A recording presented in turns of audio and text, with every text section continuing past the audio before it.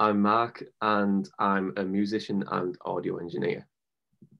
How did you get started with your, I guess, career? I started off playing music when I was really young. Started off playing guitar and learned a few other instruments throughout the years, and it's built from there, really. Past relatives being musicians in the local area, and just, yeah. Do you work alone or do you collaborate with us? I write a lot of stuff on my own as a musician. I work with others a lot when it comes to playing music.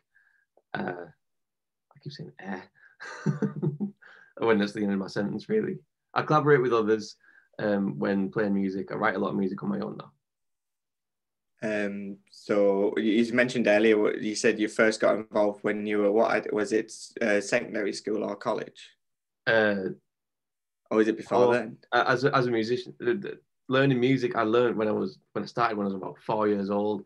I just remember asking my mum and dad for a guitar from, I think it was from a supermarket somewhere, I can't remember.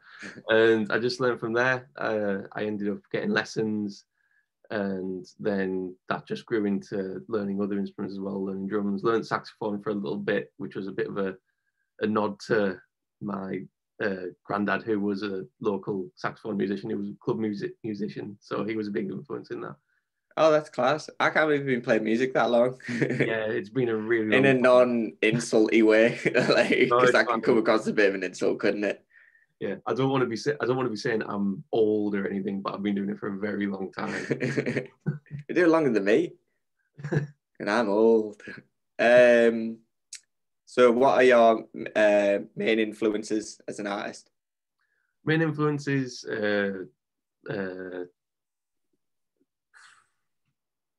terms of artists, bands like Bon Iver, Manchester Orchestra, to name a couple. There's hundreds, and I've just forgotten them all now. Now, as soon as I've said them, it doesn't have to be an artist. It could be people as well, like inspirations as well, like just. Yeah, well, like I've mentioned, my granddad was a club musician. And I learned, he died when I was pretty much too young to remember.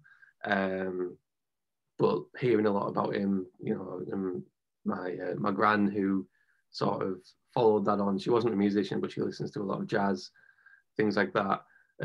Family was a big influence, listening to so many different genres, well, lots of different music through parties and things like that. And then getting older, the influence has only ever really grown into like seeing what other people do, seeing what other artists do, going to gigs, listening to different music, and then just taking, you know, I just soak it up, like the influence that goes on around us, really. It's a very cool upbringing, like jazz and stuff. I just had like AC/DC and Deep Purple, Iron Maiden. A lot of jazz and a lot of 50s and 60s music. I don't listen to a lot of it myself. I dabble in it, and you know, I can appreciate. I enjoy it, obviously. Yeah. But yeah, it's just comes from there, basically. You'll have a great perspective on this. I feel, being on both sides of the kind of just on music, but why do you think the creative arts are important? The creative arts are. This can be to like you personally, or just like more generally. It doesn't have to be like.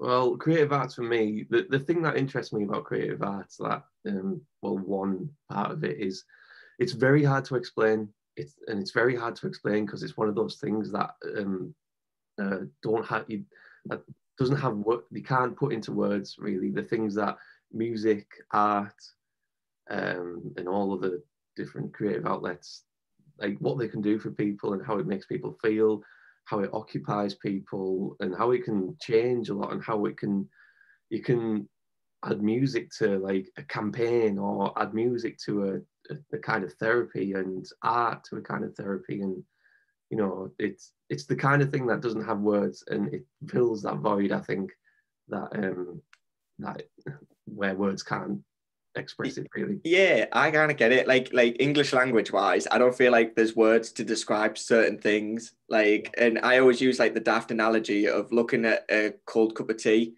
like that's a very complicated emotion, isn't it? Because it's Mhm. disappointing, but it's also like disdain at yourself and whatnot.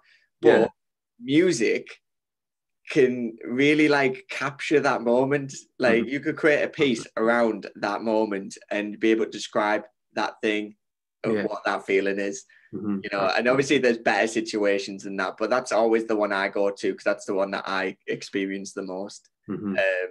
Finally, last question, but obviously the most important one. How has lockdown affected your work and your future plans?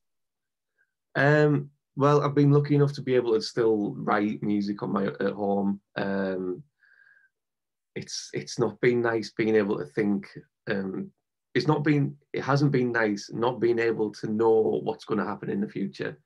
Like with things I've got going on. Like you want to go out and start gigging. You want to go out and start just at least just meeting up with other people, playing music, so on and so forth. And with like campaigns like releasing singles and things like that, you can do as much as you can online, but it's still when it comes. I mean, you don't even know really how to approach it when it does come around to being able to,